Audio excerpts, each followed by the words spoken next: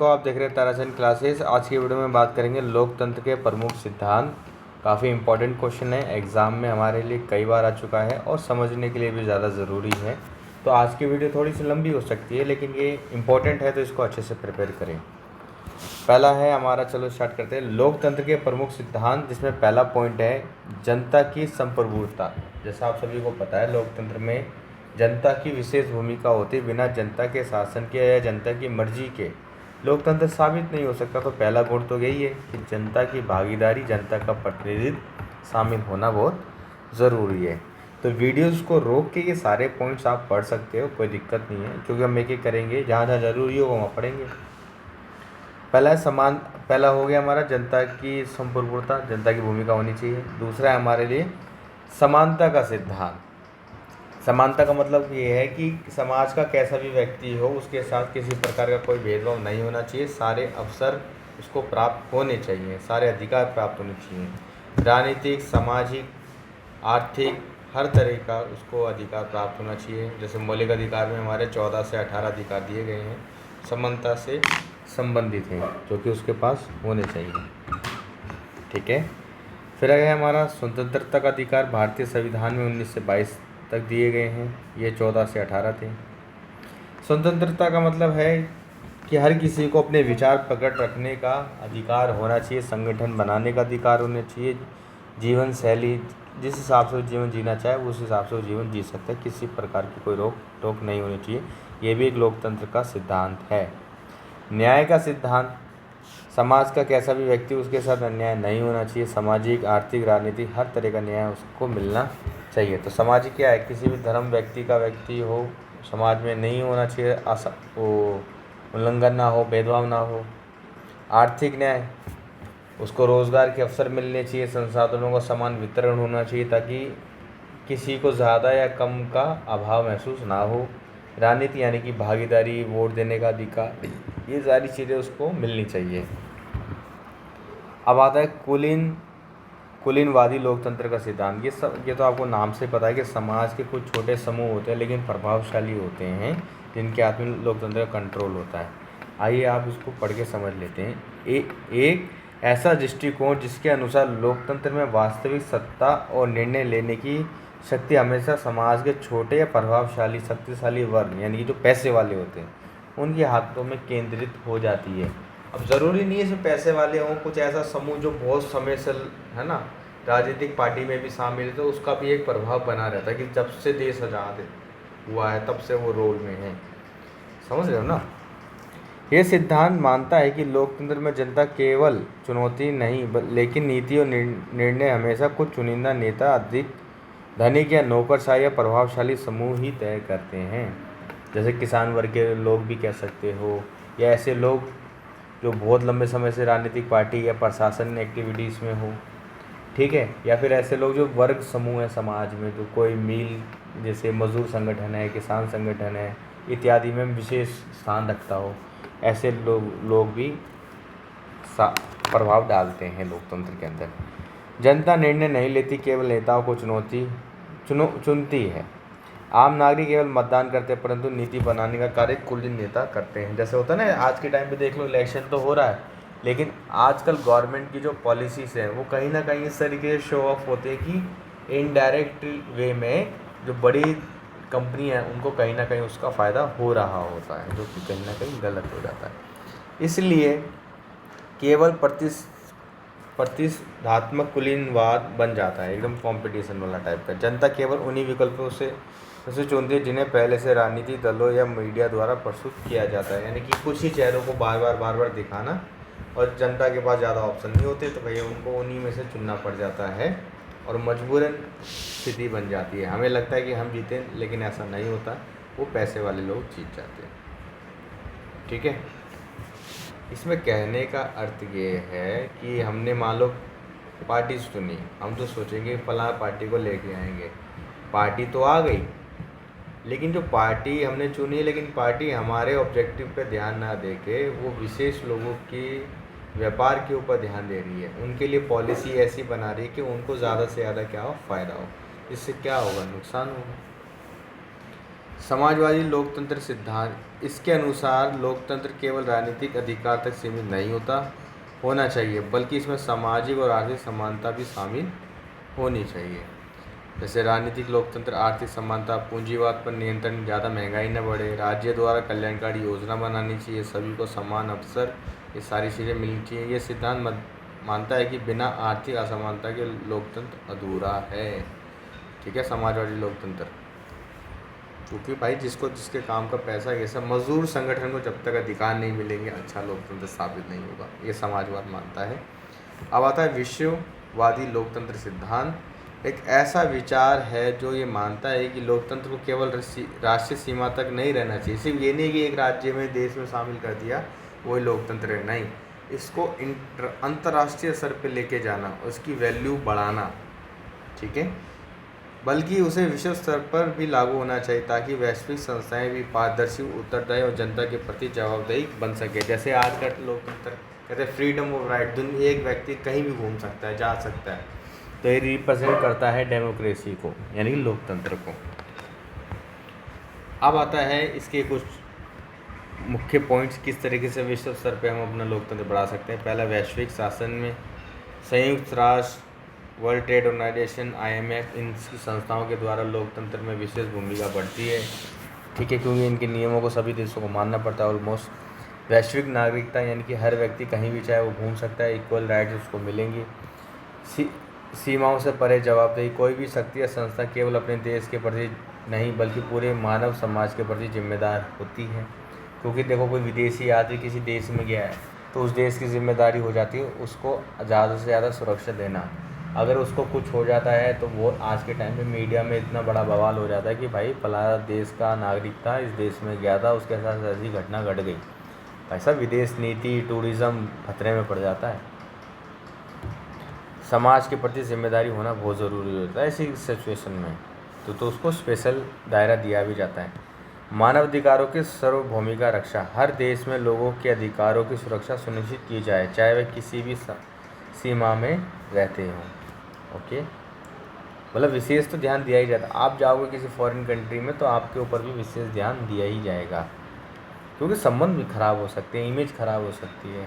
अब आता है ई लोकतंत्र, ठीक है, यानी कि ये भी अब ई लोकतंत्र समझोगे कि ऑनलाइन वोटिंग का माध्यम भी अपना पक्ष रख सकते हो, कमेंट कर सकते हो, ये सारी बातें। ई लोकतंत्र का अर्थ है internet, mobile app, website, social media और डिजिटल टूल्स के माध्यम से जनता का लोकतांत्रिक प्रक्रियाओं जैसे मतदान, सुझाव, शिकायत, चर्चा इत्यादि में भाग लेना।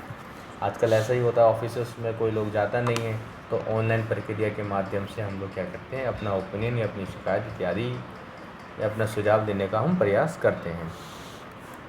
अब इसका उद्देश्य है जन भागीदारी को बढ़ाना, क्योंकि इंटरनेट के माध्यम से बहुत ज़्यादा लोग ईजिली आ सकते हैं, पारदर्शिता इसके अंदर बढ़ जाती है, क्योंकि सारे रूल्स और रेगुलेशन सबके सामने होते हैं, अपनी चीज़ों का रिव्यू कर सकते हैं, तेज़ी से संवाद की प्रक्रिया इसमें शामिल होती है, ज़रूरी नहीं लाइन में लोगों को ये सारी चीज़ें, लेकिन ईजी टू कनेक्ट होता है ये ऑनलाइन। डिजिटल साक्षरता और पहुँच, हर वर्ग के लोगों को ऑनलाइन माध्यम से लोकतंत्र में भाग लेने का अधिकार मिलता भी है। इससे एजुकेशन भी बढ़ती है और ज़्यादा से ज़्यादा लोगों तक रीच हो जाती है, ठीक है। आपकी कंप्लेंट पे क्या एक्शन हो रहा है उसका रिव्यू भी आप ले सकते हो। अब उदाहरण के लिए कुछ बताए गए, my government, RTI online, e voting, digital governance, ये बहुत काम आता है, मैंने भी यूज़ करा है। सिलेंडर वगैरह में अगर प्रॉब्लम हो जाए ना, गवर्नेंस पे जाके कंप्लेंट कर दिया करो, बहुत हेल्प आता है। यूनिवर्सल पोर्टल आदि इन सब के एग्जाम्पल है जहाँ पे ई वोटिंग का माध्यम से या फिर ई प्लेटफॉर्म के माध्यम से हम सरकार की नीतियों पे अपना फीडबैक या उसका इस्तेमाल इत्यादि कर सकते हैं। ये सब इसके एग्जाम्पल हैं, कहाँ कहाँ पे ये हो रहा है। ये अमेरिका, ये सब देश है जहाँ पे ई वोटिंग का प्रयोग हो चुका है, लेकिन हम कह सकते हैं कि भारत भी ऐसा प्लेटफॉर्म है जहाँ पे हम सरकारी संस्थाओं का संचालन देख सकते हैं। उत्तरदायित्व का सिद्धांत, लोकतंत्र में सरकार जनता को जवाबदेही होती है। यदि सरकार सही तरीके से काम नहीं करती तो जनता उसे चुनाव के माध्यम से हटा सकती है, क्योंकि रिस्पॉन्सिबिलिटी तो हटा भी सकती है। सरकार की पारदर्शिता, सूचना का अधिकार, मीडिया और विपक्ष स्वतंत्र भूमिका, भारत में RTI एक्ट यानी राइट टू एजुकेशन उत्तरदायित्व को सशक्त बनाता है। अगर आपका कोई किसी काम नहीं हो रहा तो आप ये सब सारी इत्यादि चीज़ें लगा के जवाब मांग सकते हो। अगला है हमारा कानून का शासन। कानून का शासन आप सभी को पता है कि कानून के दायरे में सब समान है, ठीक है। समाज में किसी प्रकार की असमानता या अस्थिरता को रोकने के लिए हम कानून के शासन का माध्यम प्रयोग कर सकते हैं, जो कि लोकतंत्र के सिद्धांत का एक बहुत ही विशेष तत्व है। बहुमत और अल्पमत का सिद्धांत।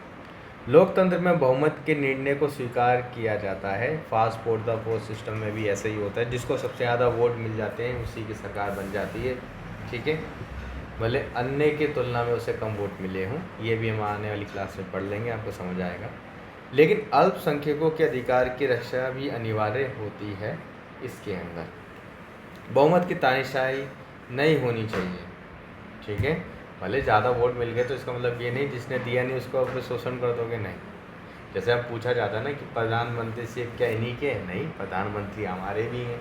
जैसे प्रधानमंत्री मान लो गुजरात से रहेंगे सीएम मोदी जी, तो क्या प्रधानमंत्री सिर्फ गुजरात के रहेंगे? नहीं, वो राजस्थान के भी, वो यूपी के भी हैं, एमपी के भी हैं, हर इलाके पूरे भारत के हैं प्रधानमंत्री, तो सभी के लिए वो काम करेंगे। अल्पसंख्यकों की संस्कृति, भाषा, धर्म आदि की सुरक्षा रखना। भारतीय संविधान अनुच्छेद 2930 में इन सब के अधिकार की गारंटी भी दी गई है। बहुदलीय प्रणाली आप सबको पता है, कोई एक पार्टी नहीं होती, यहाँ पे मल्टीपल पार्टी होती हैं, मल्टीपल विचारधाराएं होती हैं, यानी लोगों के पास वोट देने के विकल्प होते हैं, ठीक है। संविधान की सर्वोच्च सिद्धांत। लोकतंत्र में भाई लिखित संविधान होना बहुत ही अनिवार्य है। अगर संविधान नहीं है तो लोकतंत्र भी नहीं है। लोकतंत्र में संविधान सर्वोच्च ग्रंथ होता है और सभी संस्था, संसद, कार्यपालिका, न्यायपालिका संविधान के अनुसार कार्य करती है। भारत का संविधान एक विस्तृत और लिखित संविधान है जो लोकतंत्र के क्या है, नींव है। ओके, ये सारे पॉइंट्स हमारे लोकतंत्र के सिद्धांत के थे। अब अगली वीडियो में पढ़ेंगे विदेश नीति आयाम, लोकतंत्र को प्रोत्साहन करने के ऐसे कौन से तरीके हैं, या फिर इसी में पढ़ लेते हैं यार, ज़्यादा बड़ा नहीं है। बेसिकली ना इसके अंदर ज़्यादा कुछ नहीं बताया गया है। इसमें मेन क्वेश्चन ये है कि विदेश नीति के माध्यम से हम लोकतंत्र को, यानी कि वैश्विक स्तर पर लोकतंत्र को किस तरह प्रोत्साहन दे सकते हैं। तो हम इसके मुख्य पॉइंट्स के ऊपर बात कर लेते हैं। पहला है लोकतांत्रिक मूल्यों का प्रचार करना अंतर्राष्ट्रीय स्तर पर। हम तो विदेश नीति के जरिए अपने सिद्धांतों को बता सकते हैं कि हमारा जो देश है स्वतंत्रता, समानता और न्याय, मानवाधिकार को रक्षा करता है, जो कि वैश्विक स्तर को बढ़ावा देने में काफ़ी सहायता करता है। एक हमारा एक गुण है। अंतर्राष्ट्रीय संगठनों का समर्थन और सहयोग पाना, क्योंकि UN, G20, G7 जैसे मंचों के माध्यम से हम लोकतंत्र की विशेषताओं को उजागर कर सकते हैं। और ये जितने भी देश इसके अंदर शामिल होते हैं सारे के सारे ऑलमोस्ट डेमोक्रेसी देश होते हैं जो लोकतंत्र को महत्व मानते हैं। आर्थिक सहायता एवं विकास की साझेदारी, हर लोकतांत्रिक देश एक दूसरे को सहायता करता ही है, ठीक है, जिससे लोकतंत्र की विशेषताओं के बारे में ज़्यादा जानकारी हमें प्राप्त होती है, ठीक है। तकनीकी सहयोग, जैसे इंडिया, रशिया एक दूसरे को टेक्नोलॉजी हम क्या करते हैं, साझा करते हैं। आसपास के हमारे जितने भी क्षेत्रीय देश हैं उन सबके साथ भी हमारा व्यापार अच्छे से होता है, तो जिससे लोकतंत्र की विशेषताएं क्या होती है, उजागर होती हैं। अगला है गैर लोकतांत्रिक शासन पर दबाव, जहाँ पे लोकतंत्र नहीं है तो उसका भी चीज़ें, जहाँ पे तानाशाही इत्यादि जैसे राजनयिक दबाव हो गया, या राजा का संतुलित शासन कह सकते हो, उन सब के ऊपर प्रश्न चिन्ह लगाता है लोकतंत्र कि भाई तुम लोग मानव अधिकारों का उल्लंघन कर रहे हो, ठीक है। मानव अधिकारों की रक्षा, ठीक है। विदेश नीति के तहत दबाव डालकर कूटनीति, संवाद के अधिनायकवादी शासनों यानी तानाशाही शासनों को मानवाधिकार का सम्मान करने के लिए हम कह सकते हैं कि भाई तुम अपने देश में जो भी लोगों पे जिस तरह का शासन कर रहे हो, जो कि एक तानाशाही का शासन है, जो कि खराब है, इसको रोका जाए। नागरिक समाज को सशक्त बनाना, जिसके अंदर विदेशी मीडिया, मानवाधिकार संगठन, स्वतंत्र न्यायपालिका इत्यादि सारी शामिल होती है, जो पूरे विश्व स्तर पे किसी के साथ कोई भी किसी प्रकार का भेदभाव उल्लंघन हो रहा है तो उसके लिए ये लोग लड़ते हैं, आवाज़ उठाते हैं, उनको कानूनी न्याय प्राप्त करवाते हैं।